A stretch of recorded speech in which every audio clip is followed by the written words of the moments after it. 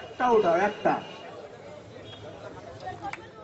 আপনারা দয়া করে কোনোভাবে উচ্ছ্বাস প্রকাশ না করে আমি আবারও বিনয়ের সঙ্গে আপনাদের কাছে অনুরোধ করছি। আমি বিনয়ের সঙ্গে অনুরোধ করব, করজোড়ে আমরা কোনো উচ্ছ্বাস শুধু শুনবো। অনেকে আহত বোধ করতে পারেন আমাদের প্রার্থীর মধ্যে, আমরা কাউকে আঘাত করতে চাই না। ধন্যবাদ। আশা করি আপনারা কথাটা বুঝতে পেরেছেন আমরা কি বলতে চাচ্ছি। তো আপনারা প্রার্থীর নাম ঘোষণা করার পর কেউ তালি দিয়ে উচ্ছ্বাস প্রকাশ করবেন না, এতে আমাদের অনুষ্ঠানের বিঘ্ন ঘটবে আমরা মনে করি। 3 নম্বরে যার নাম এসেছে,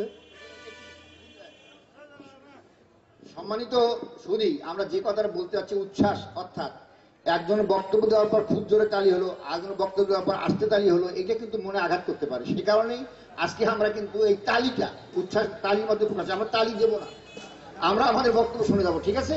এটাই আমাদের স্বার্থে আমরা করবো। আমরা দয়া করে কারো তালি দেবো না বক্তব্য শোনার পর বা নাম ওঠার পর। ধন্যবাদ।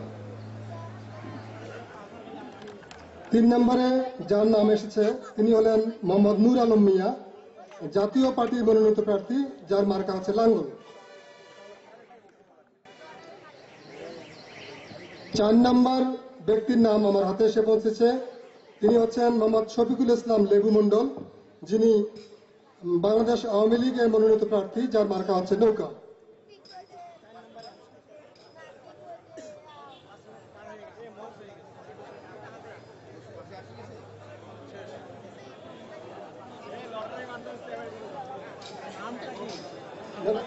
আরেকজন তো এইটাই তো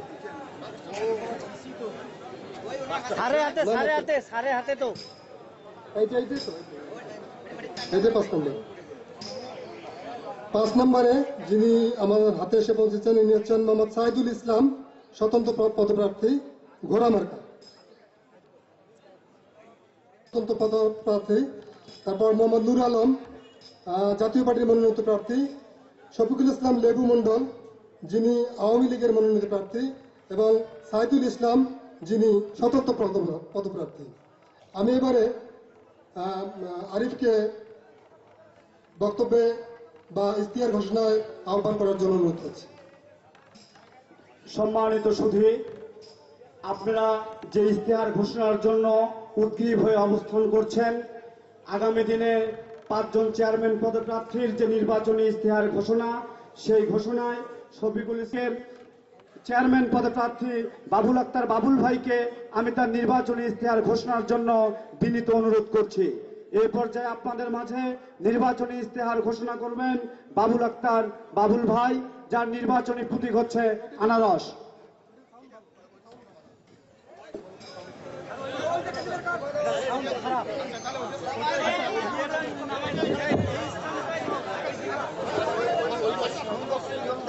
ইউনিয়ন পরিষদের মাঠে উপজেলা উন্নয়ন সমন্বয় পরিষদ কর্তৃক আয়োজিত আজকে এই আমাদের জনগণের কল্যাণার্থে যে ইশতেহারের আয়োজন করেছেন, এই বৈঠকের সম্মানিত আমার ভাই আনোয়ার ভাই সভাপতি, উপস্থিত আমার শ্রদ্ধেয় শিক্ষক দেবী চৌধুরানী কলেজের সাবেক অধ্যক্ষ, উপস্থিত সিনিয়র মাদ্রাসার সাবেক প্রিন্সিপাল, হাই স্কুলের সাবেক প্রধান শিক্ষক, উপস্থিত বিভিন্ন দলের নেতৃবৃন্দ, উপস্থিত বিভিন্ন প্রতিষ্ঠান থেকে আগত প্রতিষ্ঠানের প্রধান এবং বিন্দু, এবং আমাদের সাংবাদিক ভাই, এবং আমাদের অত্র ইউনিয়নের বা ইউনিয়নের বাইরে আগত মুরব্বীগণ, আমার বন্ধুগণ, স্নেহের ছোট ছোট বাচ্চাগণ, শ্রেণী বিশেষে আমার সালাম এবং আদাব গ্রহণ করিবেন। আসসালামু আলাইকুম। আমি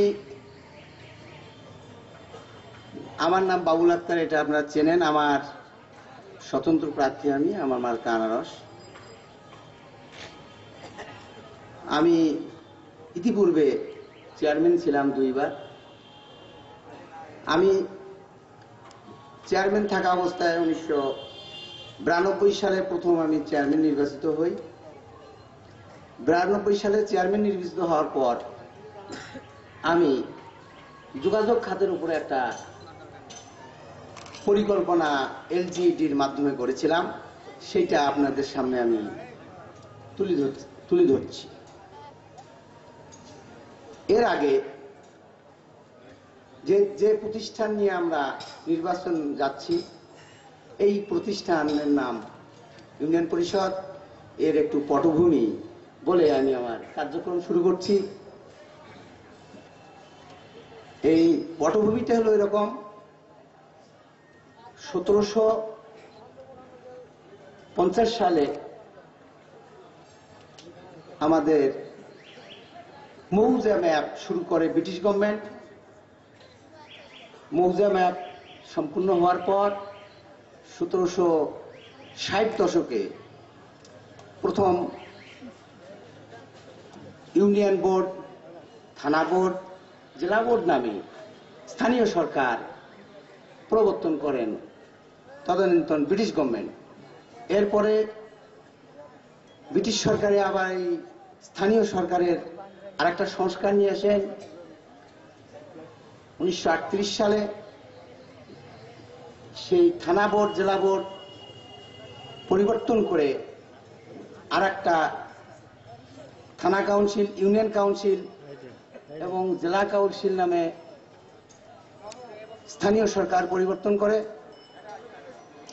এর পরিবর্তে বাংলাদেশ হওয়ার পরে আরেকটা পরিবর্তন হয়, ইউনিয়ন পরিষদ, উপজেলা পরিষদ, জেলা পরিষদ। বর্তমানে আমরা ইউনিয়ন পরিষদে প্রতিদ্বন্দ্বিতা করছি। এটা আমাদের দেশে ডেমোক্রেসি চালু আছে, ডিমস অ্যান্ড ক্রেসি। এটার সমন্বয়ে ডেমোক্রেসি, শোষিত বঞ্চিত মানুষের শাসন ব্যবস্থা। যে শাসন ব্যবস্থায় শোষিত বঞ্চিত মানুষের স্বার্থ রক্ষা হয় তাকে বলেছে ডেমোক্রেসি। এটা হলো পটভূমি। তা এর ফাঁকে আমি যোগাযোগ খাতটা আপনাদেরকে একটু সংক্ষিপ্তভাবে তুলে ধরছি। আমি প্রথমেই 92 সালে চেয়ারম্যান নির্বাচিত হওয়ার পর 1994 সালে 30 কিলোমিটার পাকাকরণের জন্য রাস্তাগুলোকে R1 রোডে পরিণত করি। উল্লেখযোগ্য রাস্তাগুলির মধ্যে হচ্ছে চৌধুরানী দালানগঞ্জ রাস্তা 6 কিলোমিটার, চৌধুরানী কান্দি রাস্তা 2 kilometre, Chowdhurani Pirgachha road 2 kilometre, Bakshidighi হইতে পীরগাছা রাস্তা 2 কিলোমিটার, বক্সি বাজার হইতে গোপালগঞ্জ ঘাট 3 কিলো 500 মিটার এবং বক্সির বাজার হইতে তেমনি ঘাট 2 কিলোমিটার, রামচন্দ্রপাড়া গ্রামের মরহুম বাদশার বাড়ি হইতে ফতেপুর ঘাট 2 কিলো 800 মিটার, মগরমপুর গ্রামের ইসলার হাট হইতে কান্দির সীমানা পর্যন্ত 3 কিলোমিটার, কুতুববাস গ্রামের ফরিদের বাড়ি হইতে মসজিদের ঘাট পর্যন্ত 7 কিলোমিটার এবং পীরগাছা সীমানা হইতে বালারদিঘি রাস্তা পর্যন্ত 2 কিলোমিটার, সুবিদ গ্রামের বড় রাস্তা হইতে বটগাছ হইতে কান্দির সীমানা পর্যন্ত 3 কিলোমিটার এবং পাকাকরণের কাজ হয়। এছাড়াও চৌধুরানী হইতে পীরগাছা দিলালপাড়া হয়ে 2 কিলোমিটার এবং চৌধুরানী মৌজা হইতে কান্দির সীমানা পর্যন্ত 1.5 কিলোমিটার, নজর মোহাম্মদ হয়ে 1.5 কিলোমিটার। এই রাস্তাগুলো আমি R1 রোডে পরিণত করছি এলজিইডির মাধ্যমে। আমাদের সংশ্লিষ্ট থানা ইঞ্জিনিয়ার একটা বৈদেশিক সংস্থা RD29EC ইউরোপিয়ান গোষ্ঠীরা অর্থায়ন করে। এইখানে প্রথমে এই রাস্তাগুলা আমি মাটি কাটি এবং পরবর্তীতে রাস্তাগুলোর মাথা চিকন ছিল, প্রশস্ত করা হয়। পরবর্তীতে এই রাস্তাগুলা বৃক্ষরোপণও করা হয় কিছু কিছু রাস্তায়, এবং প্রয়োজনীয় সংখ্যক ব্রিজ কমপ্লিট করা হয়, এবং তারপরে এই রাস্তাগুলো কিছু পাকা হয়েছে, কিছু হয়নি। এবং যে সমস্ত রাস্তা কাঁচা রাস্তা আছে, এই রাস্তাগুলোকে সচলের জন্য কাবিটা প্রজেক্ট আছে, এবং বর্তমানে 100 দিনের কর্মসূচিও পরিচালিত আছে। তবে কাবিটা এবং 100 দিনের কর্মসূচি যথোপযুক্ত প্রয়োগ হইলে আমার মনে হয় এই রাস্তাগুলো এতটা সচল থাকতো না। তবে আমি আপনাদেরকে এই যোগাযোগ খাতে কথা দিচ্ছি, আমি চেয়ারম্যান হইলে প্রকল্প সঠিকভাবে করে যাতে এই রাস্তাগুলা সঠিকভাবে চলাচলের উপযোগী করা যায় সে ব্যবস্থা আমি গ্রহণ করব। এটা হলো যোগাযোগ খাত। শিক্ষা খাতে ইউনিয়নের প্রতিটি গ্রামে প্রাইমারি স্কুল আছে, এবং ড্রপ আউট ছাত্রদের জন্য এনজিও পরিচালিত অনেক স্কুল আছে। এছাড়াও হাই স্কুল আছে 3টি, বালিকা বিদ্যালয় আছে 4টি, এবং কলেজ আছে 2টি। এই সমস্ত স্কুলগুলোতে সরকার কর্তৃক বই সরবরাহ, উপবৃত্তি প্রদান, কর্মকর্তাগণের বেতন ভাতা সরকার থেকে পরিশোধ করা হয়। অনেক প্রতিষ্ঠানের কমিটি গঠনের জটিলতার কারণে প্রতিষ্ঠান প্রদান সমস্যার সম্মুখীন হন। শিক্ষক কমিটি, আন্তরিক শিক্ষক কমিটি এবং অভিভাবকগণ এই সমস্ত প্রতিষ্ঠানের আন্তরিক হইলে আরো সুন্দর সুন্দর মেধাবী ছাত্র বের করে আমাদের ইউনিয়নের উন্নতি সাধন করা সম্ভব।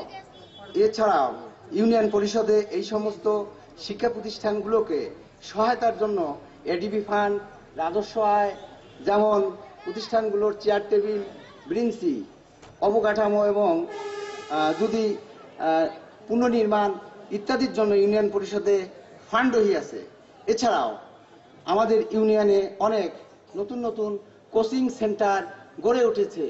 এই সমস্ত কোচিং সেন্টারগুলোতে যদি আমরা অভিভাবকরা সবাই মিলে একটু বাচ্চাদের খোঁজ খবর নেই যে কতটুকু মেধা সঞ্চয় হলো, তাহলে আমার মনে হয় আরো আমাদের শিক্ষার একটা বড় ধরনের বৈপ্লবিক সিদ্ধান্ত চলে আসতে পারে, এবং মেধাবী ছাত্র বের হইলে আমাদের ইউনিয়নের আরো সমৃদ্ধিশালী হবে বলে আমি এটা মনে করি। এই ব্যাপারে আমার তরফ থেকে আমি সমস্ত ইউনিয়নের প্রতিষ্ঠানগুলোকে সর্বাত্মক সহায়তা দেব, আপনাদের সম্মুখে আমি অঙ্গীকার করছি। একটু বলি বাবা, স্বাস্থ্য খাতের পূর্বে সর্বপ্রথম আমি চিন্তা করলাম এই ইউনিয়ন পরিষদে পরিবার কল্যাণটা কোথায় বসায়।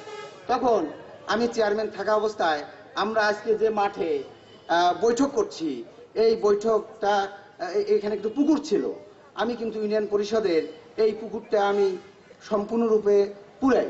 পুকুরটা পুরার পর ফলে আজকে আমরা বৈঠক করতে সক্ষম হচ্ছি, এবং পাশাপাশি মার্কেট করতে পারছি, এবং একাডেমিক ভবন সেট আপ করা সম্ভব হয়েছে। পাশাপাশি ইউনিয়নের স্বাস্থ্য সেবার জন্য পরিবার কল্যাণ কেন্দ্র যেটা আছে এটা সেট আপ করা সম্ভব হয়েছে। তবে এছাড়াও প্রতিটি ওয়ার্ডে কমিউনিটি ক্লিনিক রয়েছে। আমার সময়কালে ওই কমিউনিটি ক্লিনিকগুলোর 5% করে জমি ডোনাররা এমনি দান করেছে, আমি ওনাদেরকে ধন্যবাদ জ্ঞাপন করি। পাশাপাশি এই সমস্ত কমিউনিটি ক্লিনিক এবং পরিবার কল্যাণ কেন্দ্রে সরকার থেকে ওষুধ সরবরাহ করা হয়।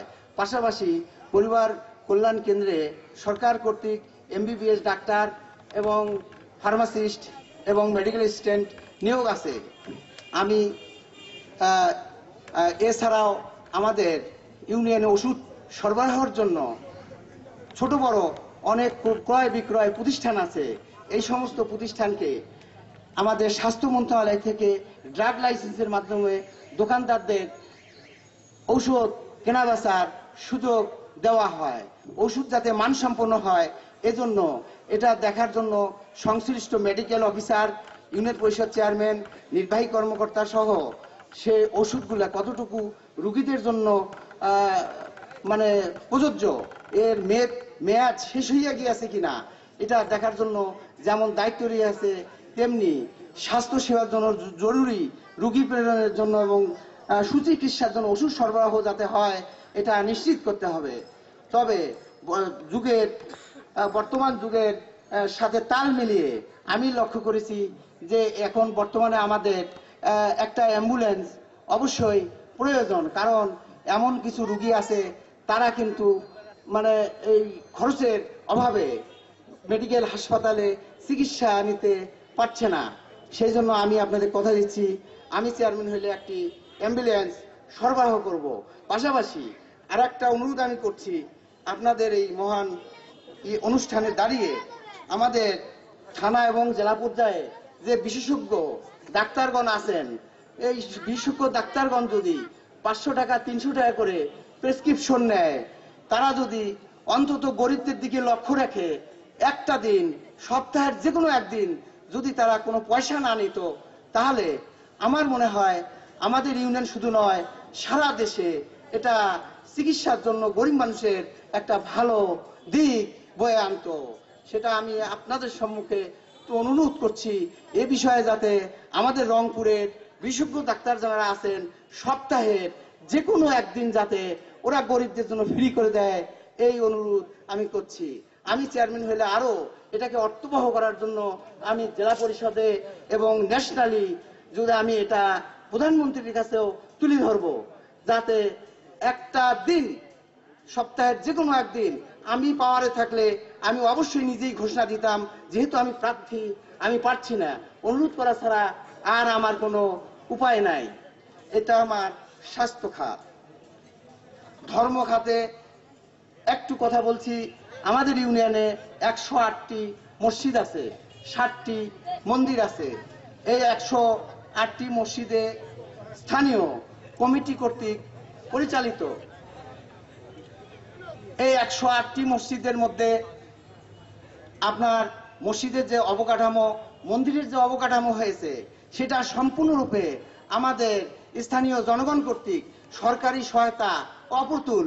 শুধুমাত্র টেস্ট স্লিপ বা ফর্মের মাধ্যমে কিছু টাকা এই প্রতিষ্ঠানে আসে, তাও এই সমস্ত প্রতিষ্ঠানের এই টাকা অপ্রতুল হলেও তারপরেও দেখা গেছে যে একজন টেস্ট স্লিপ দিয়ে অনেক সময় একটা মাইক দিয়ে টেস্ট স্লিপের টাকাটা আর মানে খরচ সঠিকভাবে হয় না। সেজন্য আমাদের অভিভাবকরা এই সমস্ত মসজিদ মন্দিরে, আবার কোনো কোনো জায়গায় আমাদের ইউনিয়নের মহিলারাও নামাজের উদ্যোগ গ্রহণ করেছে এবং ওই সমস্ত মসজিদগুলোতে কোনো কোনো মসজিদে কোরআন শিক্ষা হয় এবং সুন্দর একটা পরিবেশ সৃষ্টি করছে। এবং আমাদের ইউনিয়ন এছাড়া ধর্মসভা শীতকালে অনেক ধর্মসভা অনুষ্ঠিত হয়। এছাড়াও আমাদের অনেক ঈদগাহ মাঠ আছে, সেই সমস্ত ঈদগাহ মাঠের দিকে দৃষ্টি দেওয়া দরকার। এবং যে কবরস্থান আছে, এই কবরস্থান পর্যাপ্ত নয়। এই আরো একটা গরিব মানুষ মারা গেলে তার লাশটা দাফন করার জন্য অনেক সময় আমরা সমস্যার সম্মুখীন হই। সেই জন্য আমি মনে করি যে এটা আরো কবরস্থান বৃদ্ধি করা দরকার। তাই আমি এই বিষয়ে চিন্তা করেছি। আমি চিন্তা করেছি, আমি নির্বাচিত হইলে আমি মসজিদ এবং মসজিদের প্রতিটা মসজিদ হইতে একজন করে সভাপতি, পুরোহিত, ইমাম এবং মসজিদের গুরুত্বপূর্ণ কমিটির সদস্য নিয়ে সারা ইউনিয়নের আমি একটা ইউনিয়ন কমিটি গঠন করে এই সমস্যাটাকে আর্থিকভাবে, এই কিভাবে ধর্মসভাটাকে অর্থবহ করা যায়, কিভাবে মসজিদের অবকাঠামোটাকে সমাপ্ত করা যায়, আর যাতে ছোটখাটো বিষয়ে হাত পাততে না হয়। আমাদের অনেক ডোনার আছে, সেই সমস্ত ডোনারদের নিয়ে যদি আমরা এই ধরনের একটা পদক্ষেপ নেই, তাহলে আমি আশা করব আমাদের এই সমস্ত মসজিদ এবং মন্দিরের আমরা এগিয়ে যেতে সক্ষম হব। এটা আমার ধর্ম খাতের চিন্তাধারা আপনাদের কাছে আমি তুলে ধরলাম। কৃষিখাত। কৃষিখাতে আমাদের ইউনিয়নে 3 জন ব্লক সুপারভাইজার আছে, তারা আমাদের কৃষকদের পরামর্শ দেয়। এছাড়া সরকার কর্তৃক বিভিন্ন সময় ভর্তুকিও গভর্নমেন্ট দিয়ে থাকে। আমাদের সবচেয়ে বড় যে বিষয়টি লক্ষ্য রাখা উচিত, কৃষিখাতে আমাদের মাটি কেমন আছে, এই মাটি পরীক্ষা করা খুবই জরুরি। মাটি পরীক্ষা করার কোনো মেশিন বর্তমানে আমাদের ইউনিয়নে নাই। আমি চিন্তা করেছি, আমি চেয়ারম্যান নির্বাচিত হইলে আমি মাটি টেস্ট করব। সেই মাটি টেস্ট করলে তখন ওই মাটি কি ধরনের ইউরিয়া চায়, কি ধরনের পটাশ ফসফেট ব্যবহার করতে হবে, তখন একটা প্রেসক্রিপশন পাওয়া যাবে, যার ফলে ফলন বাড়বে এবং এটা আমাদের কৃষিখাতে একটা ভালো দিক বয়ে আনবে। আমি মাটি টেস্ট করে যাতে আপনার প্রেসক্রিপশন দিয়ে সার প্রয়োগ করার ব্যবস্থা করা যায়, আমি এই ধরনের একটা ব্যবস্থা নেব। পাশাপাশি আমাদের কৃষিখাতের মধ্যে গরু, ছাগল, হাঁস, মুরগিও রহিয়াছে। এটা পশুপালন কর্মকর্তা কর্তৃক পরিচালিত হয়ে থাকে। বর্তমানে গরুর চামড়ার দাম খুবই কম। পার্শ্ববর্তী ইউনিয়ন ইন্ডিয়ায় একটা গরুর চামড়া বাংলাদেশি টাকায় 5,000 এবং খোদ ইয়াতে চীনে 7,000 টাকা পর্যন্ত দিয়ে থাকে কৃষকদের উন্নতিকল্পে। কিন্তু এ ব্যাপারে আমাদের গভর্নমেন্ট নীতিমালা অপুতুল। এছাড়াও যে ট্যানারিগুলা আপনার যে রেট নির্ধারণ করে সে অনুযায়ী দেখা যায় দাম খুব কম, যার ফলে গরু ছাগলের চামড়ার দাম পড়ে যাওয়ার ফলে আমাদের কৃষকরা ভীষণ ক্ষতির সম্মুখীন। পাশাপাশি হাঁস মুরগি পালনের ক্ষেত্রে যাতে যথোপযুক্ত ভ্যাকসিন সরবরাহ করা যায় এবং এইটার রোগ থাকে যদি আমরা তাদেরকে একটা ভালো সাহায্য সহযোগিতা করতে পারি, তাহলে আমার মনে হয় ডিম সরবরাহ, মাছের এবং হাঁস মুরগির ক্ষেত্রে যে একটা মাংসের ঘাটতি, এটা পুষে আসা সম্ভব। পাশাপাশি গরু ছাগলের ক্ষেত্রে আমি থানা পশুপালন কর্মকর্তা, জেলা পশুপালন কর্মকর্তা এবং পশু মন্ত্রণালয়ের মাধ্যমে যাতে খাদ্য সরবরাহ করার কোনো বুদ্ধি করা যায় কিনা, যদি খাদ্য সরবরাহ করার কোনো বুদ্ধি বের করা যায়, তাহলে আমি মনে করি এই গরুর উপরে 3টে গরু পাললে একটা ফ্যামিলি প্রতিপালিত হবে। ঠিক এমনি ভাবে আমি চেয়ারম্যান নির্বাচিত হওয়ার হলে এই সমস্ত আমি পদক্ষেপ নেব। পাশাপাশি আমাদের কৃষিখাতের মৎস্য মন্ত্রণালয় আছে। এই মৎস্য মন্ত্রণালয়ের ক্ষেত্রে প্রতিটা পুকুরে যাতে মৎস্য চাষ উপযোগী করা যায় এবং আমাদের ইউনিয়নে মৎস্য চাষের জন্য কিছু সুন্দর জায়গা আছে। আগে খাল বিল এই সমস্ত ছিল, যার ফলে আমাদের মৎস্যজীবীরা ওই সমস্ত খাল বিলে তারা মাছ আহরণ করে জীবিকা নির্বাহ করতে পারত। কিন্তু বর্তমানে ওই সমস্ত খাল বিল না থাকায় আমাদের ঐতিহাসিক দেবী চৌধুরানী পুকুর এবং আমাদের ঘাগর নদীর উপর দিয়ে যে সমস্ত কোলা বের হয়ে গেছে, ওই সমস্ত কোলায় যদি আমরা পুকুরের মতো সুন্দরভাবে মৎস্য চাষের উপযোগী করতে পারি এবং তাহলে আমার মনে হয় আমাদের ইউনিয়নে মৎস্যজীবীদের মৎস্য আহরণের জন্য একটা ভালো মাইন্ড ফলক বের হয়ে আসতে পারে। এছাড়াও আমাদের স্থানীয়ভাবে যারা পুকুরের মালিক আছেন, যারা মাছ বিক্রি করেন, সেজন্য আমাদের ইউনিয়নে একটা সুন্দর মাছ ক্রয় বিক্রয়ের আড়ত নাই। আমি ঘোষণা দিচ্ছি, আপনাদের এখানে আমি চেয়ারম্যান হইলে আমাদের মৎস্যজীবীদের সঙ্গে পরামর্শ করে আমি অবশ্যই একটা ভালো আড়ত দেওয়ার জন্য উদ্যোগ গ্রহণ করব। এই আড়তের মাধ্যমে এবং বাইরে থেকেও সামুদ্রিক মাছগুলোও যাতে আমদানি করে আমাদের আমিষ ঘাটতি পূরণ করতে পারে, এইটা আমি আপনাদের সম্মুখে অঙ্গীকার করছি।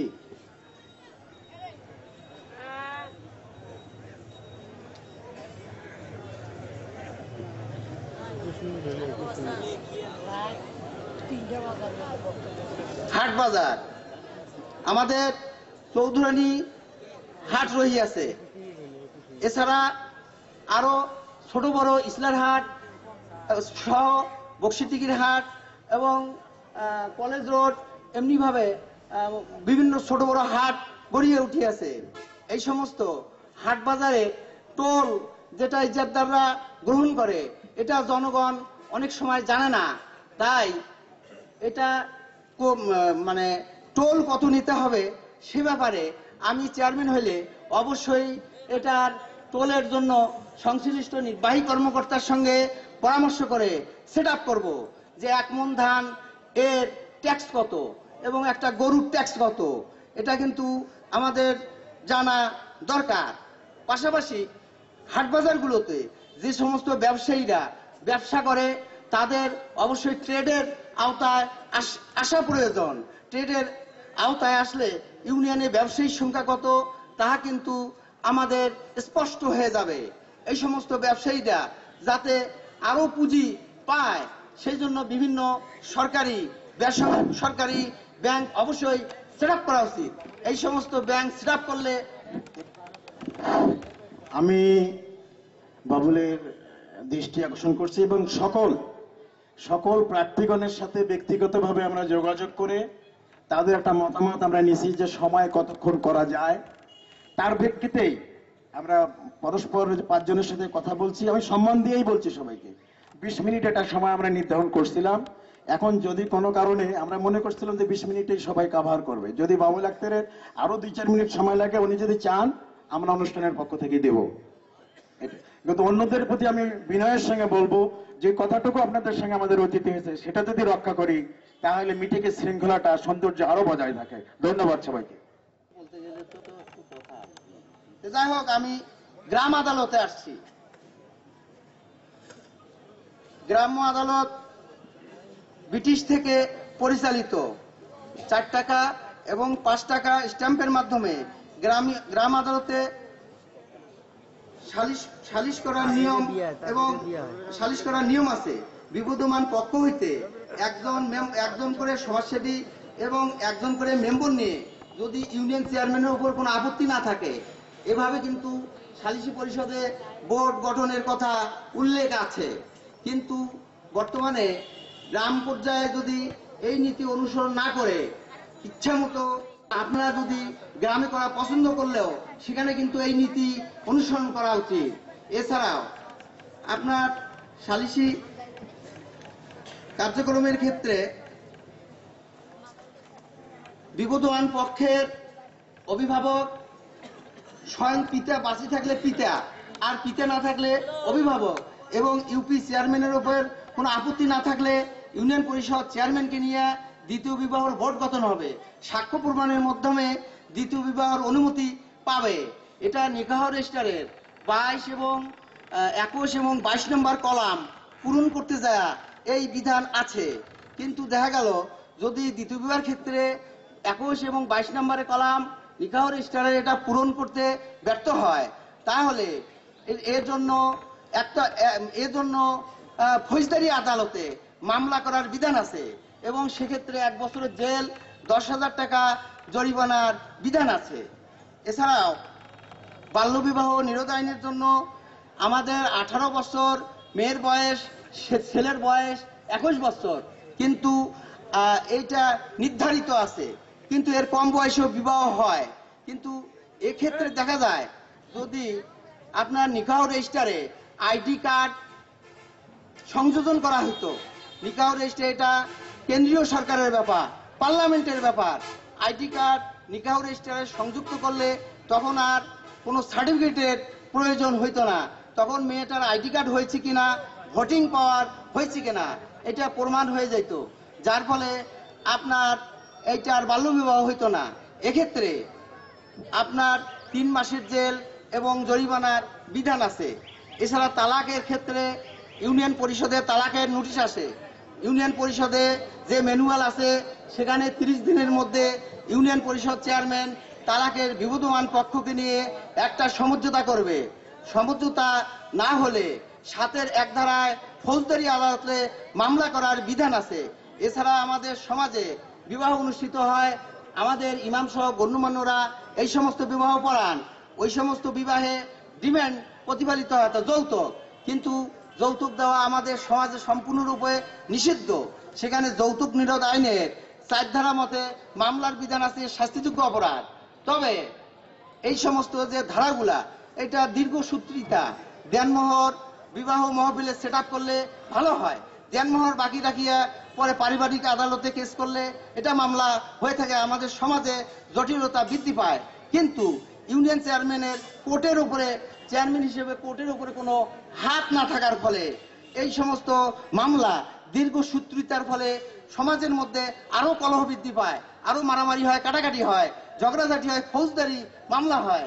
তাই এটা এই আইন ব্রিটিশ আইন, এটাকে এই আইনটাকে আপনার পরিবর্তন করতে গেলে অবশ্যই আমাদের এমপি সাহেব যদি পার্লামেন্টে এটা উত্থাপন করে সংশোধন করে একটা আপনার জুডিশিয়াল ম্যাজিস্ট্রেটের মাধ্যমে এই সমস্ত পারিবারিক আইন, আমাদের পারিবারিক সমস্যাগুলো যদি সমাধান করত, তাহলে আমার মনে হয় আমাদের সমাজে কলহ ঝগড়া আর বৃদ্ধি পাইতো না এবং সমাজটা সুশৃঙ্খল দিকে চলে যাইতো। পরিশেষে আমাকে অনেক চাপ দিয়েছে কমিটি, আর বেশি কথা কন না, কিন্তু কইতে গেলে অনেক কথাই বলতে হয়।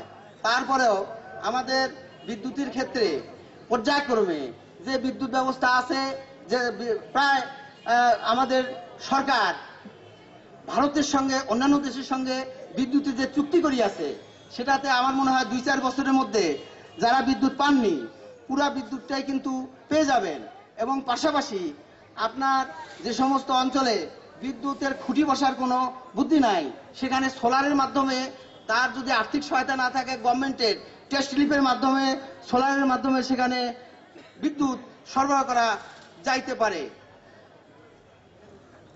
দিচ্ছে আর কথা বলা যাবে না, কিন্তু ইউনিয়নের আরো অনেক কথা ছিল, অনেকক্ষণ কথা আরো প্রার্থী হয়তো বলবে। তারপরও আমি সাবেক চেয়ারম্যান হিসাবে এবং বর্তমানে আমি প্রার্থী, মার্কা আমার আনারস, আমি দুবার আপনাদের এই ইউনিয়ন পরিষদের দায়িত্বে নিয়োজিত ছিলাম। সেই দায়িত্বে নিয়োজিত থাকা অবস্থায় আমি এই আপনাদের সম্মুখে অঙ্গীকার করছি, আমি বহু সালিশ করেছি, আমি বহু রিলিফ দিয়েছি, আমি বহু রাস্তাঘাট করেছি, আমি অনেক থানার কেস মামলা মিট আপ করেছি, কোর্টের মামলা মুক্ত মীমাংসা করেছি। আমি দুর্নীতির ঊর্ধ্বে একটা ব্যক্তি। আপনারা যদি এই ইউনিয়নে এবং ইউনিয়নের বাইরেও কোনো ব্যক্তি যদি বলতে পারে যে বাবুল আক্তারকে কোনো পারপাসে 100 দিনের কর্মসূচি হোক, ভিজিটি হোক, ভিজিএফ হোক বা যে কোনো প্রকল্পে যদি মেম্বাররা নিল, আমি সেখানে খসখস করছি এবং তাদের বলছি বাবা গরিব মানুষের নিলে নেওয়া যাবে না, সাও লাগবে, এইভাবে আমি ইউনিয়ন পরিষদ চালাচ্ছি। আমি আবারও আপনাদের সঙ্গে অঙ্গীকার দিচ্ছি, আপনারা যদি আমাকে নির্বাচিত করেন, এই সমস্ত ইউনিয়নের যে কার্যক্রম আছে, ভিজিএফ, ভিজিটি, 100 দিনের কর্মসূচি, বয়স্ক ভাতা যাতে বিনা পয়সায় পায়, তার জন্য আমি নিশ্চিত করব। পরিশেষে আপনাদের অনেকক্ষণ থেকে আপনারা আমার কথা শুনছেন, আপনাদের এই সম্মুখে দাঁড়িয়ে আমি কথা বললাম। আমার কথায়, কাজে, আচরণে যদি ভুল হয়ে থাকে তাহা আমাকে ক্ষমাসুলভ দৃষ্টিতে দেখে যাতে আগামীতে আমার এই আনারস মার্কায় আপনারা আমাকে নির্বাচিত করেন, এই আশাবাদ ব্যক্ত রেখে আমি আপনাদের কাছে বিদায় চাইছি। আসসালামু আলাইকুম। ধন্যবাদ।